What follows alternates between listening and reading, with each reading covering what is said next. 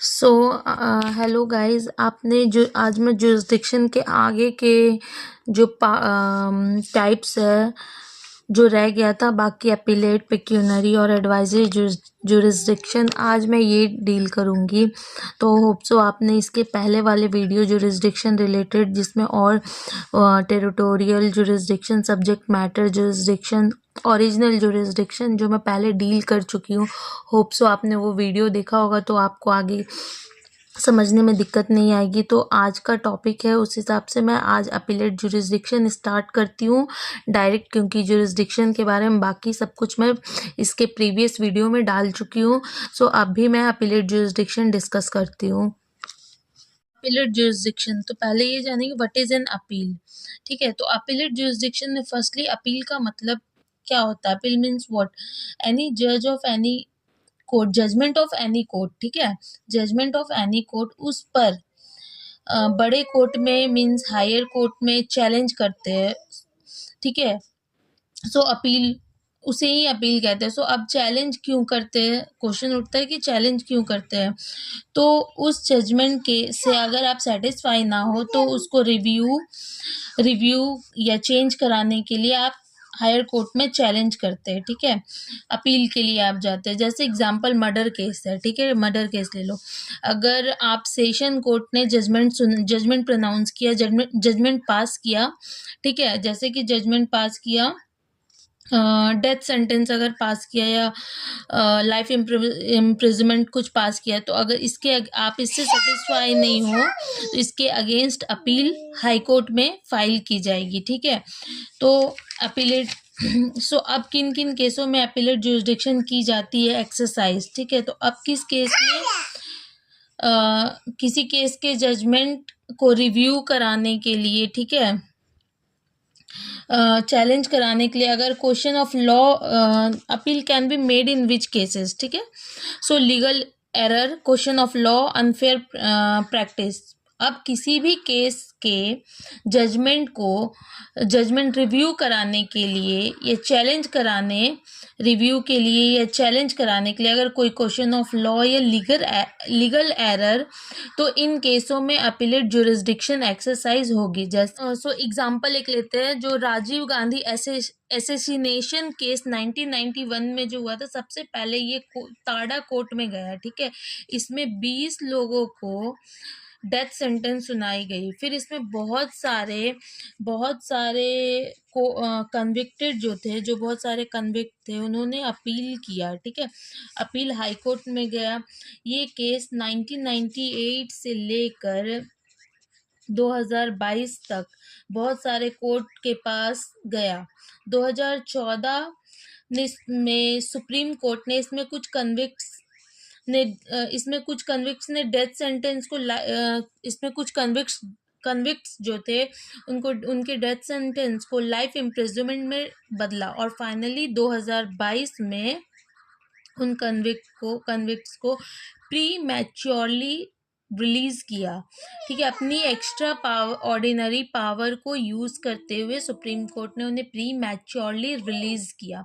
तो अब इससे ये पता चलता है कि सुप्रीम कोर्ट के पास री इवेल्यूएट करने की तो पावर है। अब किसी एक चीज को देखो, आपका केस अगर अपील होकर सुप्रीम कोर्ट चला गया। ठीक है, अपील होकर जैसे सेशन कोर्ट से हाई कोर्ट गया, फिर हाई कोर्ट से सुप्रीम कोर्ट चला गया, ऐसे करते करते सुप्रीम कोर्ट चला गया। बट अब सुप्रीम कोर्ट के डिसीजन से भी आप कभी कभी सेटिस्फाई नहीं होते हो। When you are not satisfied with the judgement of Supreme Court, तो अब क्या करें। तो आपके पास अभी भी दो ऑप्शन खुले हुए हैं, एक रिव्यू पिटीशन, एक क्यूरेटिव पिटीशन। ठीक है, सो रिव्यू पिटीशन उसके बाद आप डालोगे, जिसमें क्या रीजन, रिव्यू पिटीशन किन बेसिस पे डालते, file to correct evident judicial error, must be filed with in 30 days, heard by the same court. Review तो आप ये जान लो, रिव्यू सेम कोर्ट में ही होती है। Appeal always in high court और review always in same court. ठीक है।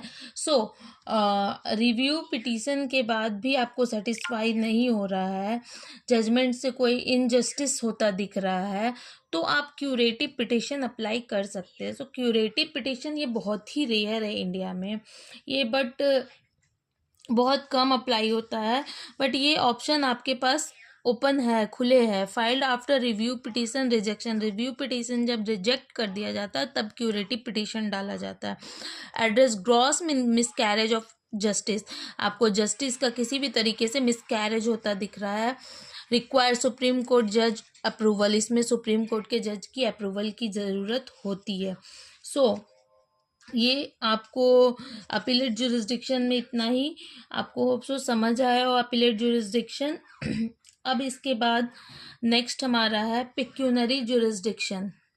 सो अब पिक्यूनरी जुरिस्डिक्शन, ठीक है, पिक्यूनरी जुरिस्डिक्शन ये केस मनी वैल्यू रिलेटेड होता है, means depending on money value of case, ठीक है, ये मॉनिटरी वैल्यू से डिपेंड करता है। सो डिस्प्यूटेड, इसमें क्या होता है कि इसमें ये देखते हैं कि केस में डिस्प्यूटेड अमाउंट जो है वो कितने का है, ठीक है, डिस्प्यूटेड अमाउंट कितने का है, इसे ही देखते हुए, डिस्प्यूटेड अमाउंट को देखते हुए ही डिसाइड किया जाता है कि कौन सा केस जो है कौन से कोर्ट में फाइल होगा, ठीक है। सो कोर्ट का कौन सा कोर्ट कौन से केस कौन सूट या कौन सा केस कौन से कोर्ट में फाइल होगा, कौन सा केस कोर्ट डिसीजन दे सकता है। जितना ज़्यादा अमाउंट रहेगा वो उतने बड़े कोर्ट में जाएगा, और जितना छोटा अमाउंट रहेगा वो small causes court small amount सुनेगा, ठीक है। सो पिक्यूनरी जुरिस्डिक्शन में ये क्या है ना कि देखो इसमें क्या है, इंडिया में हर स्टेट का एक अपना रूल होता है, स्टेट का अपना अपना रूल होता है, वो कौन सा केस कितने अमाउंट का देख सकते हैं, वो स्टेट डिसाइड करता है। जैसे समझ लो आप कुछ डिस्ट्रिक्ट कोर्ट जो होते हैं वो 10 लाख का अमाउंट सुन सकते हैं, कुछ डिस्ट्रिक्ट कोर्ट 50 लाख के अमाउंट तक को देख सकते हैं, ठीक है। सो जैसे एक एग्जांपल ले लो,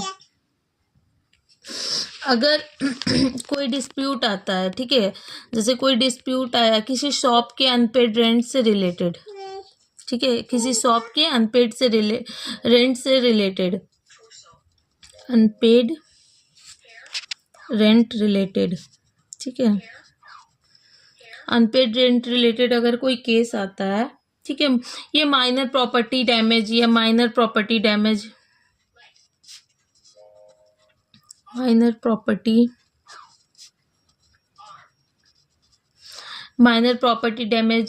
यहाँ कोई छोटा अमाउंट का क्लेम होता दिख रहा है तो स्मॉल काउजेस कोर्ट सुनेगा। कौन सुनेगा? Small causes court, okay. और बट वहीं कोई कॉन्ट्रैक्ट हो या ब्रीच ऑफ एग्रीमेंट, जैसे कि मान लो एग्जांपल के लिए 10 लाख अगर कोई पार्टी है, ठीक है, वो 10 लाख रुपए का क्लेम करती है, ठीक है, क्लेम करती है 10 लाख रुपए का, या ब्रीच ऑफ एग्रीमेंट का क्लेम करती है, तो ये एक बहुत ही बड़ा अमाउंट है, बिग अमाउंट है, तो इसका केस डिस्ट्रिक्ट कोर्ट में जाएगा। डीजे भी बोल सकते हैं, डिस्ट्रिक्ट जज, डिस्ट्रिक्ट कोर्ट, ठीक है, वो उनके पास जाएगा। सो वहीं कोई लार्ज स्केल की प्रॉपर्टी डिस्प्यूट हो तो हायर कोर्ट देखेगा, ओके। और सेशन कोर्ट के पास जो पिक्यूनरी जुरिस्डिक्शन, वहाँ का कोई लिमिट नहीं होता, ठीक है। कई ऐसे सेशन कोर्ट के पास सुप्रीम कोर्ट के पास पिक्यूनरी जुरिस्डिक्शन, वहाँ कोई लिमिट नहीं होता है, कितने अमाउंट का कुछ सुनेंगे, ये कोई लिमिट नहीं होता। सो स्मॉल काउजेस कोर्ट छोटे केसेस को सुनेंगी, और बड़े केसेस को देखने के लिए डिस्ट्रिक्ट कोर्ट में, बड़े अमाउंट के केसेस को देखने के लिए डिस्ट्रिक्ट कोर्ट में वो सुना जाएगा। तो पिक्यूनरी जुरिस्डिक्शन बस इतना ही, क्योंकि ये मॉनिटरी वैल्यू रिलेटेड होता है, ठीक है। तो अब नेक्स्ट मैं डील करती हूँ एडवाइजरी जुरिस्डिक्शन के बारे में। एडवाइजरी जुरिस्डिक्शन, सो इसमें सुप्रीम कोर्ट कोई डिस्प्यूटेड मैटर रिजॉल्व नहीं करता, ठीक है।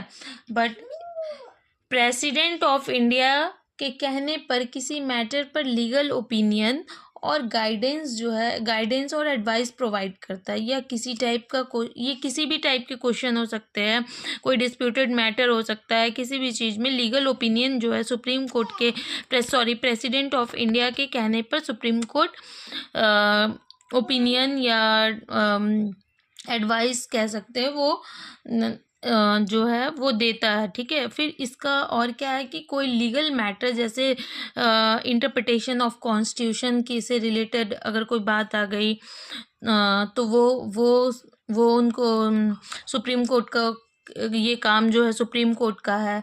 सो या पब्लिक इम्पोर्टेंस का कोई मैटर हो सकता है, जैसे नेशनल पॉलिसी, इकोनॉमी से रिलेटेड, ठीक है। सुप्रीम कोर्ट के एडवाइस की वैल्यू तो बहुत ही होती है, आपको पता होगा सुप्रीम कोर्ट के एडवाइस की। बट प्रेसिडेंट अगर चाहे तो एडवाइस पर रिएक्ट भी कर सकते हैं या रिजेक्ट भी कर सकते हैं, ठीक है। वो बाइंड नहीं होते हैं president of India, not bind. President of India supreme court के बात को मानने के लिए बाइंड नहीं होती। Supreme court president of India ये सिर्फ क्या करते हैं, इनके सजेशन हो गया, एडवाइस हो गया, इनसे ओपिनियन लेते हैं, ये इन पे डिपेंड करता है कि ये इस चीज़ को रिजेक्ट भी कर सकते हैं और इस पे रिएक्ट भी कर सकते हैं, या इसको मान भी सकते हैं या इसको नहीं भी मान सकते। सो एडवाइजरी जुरिस्डिक्शन में बस इतना ही। होप सो आपको ये सारे जुरिस्डिक्शन क्लियर हो गए होंगे। अगर इससे रिलेटेड कोई अगर आपको क्वेरीज हो या कुछ प्रॉब्लम हो तो आप कमेंट बॉक्स में ज़रूर मेरे से कमेंट करना। होप सो मैं आपको आपके प्रॉब्लम को सॉल्व कर पाऊँगी।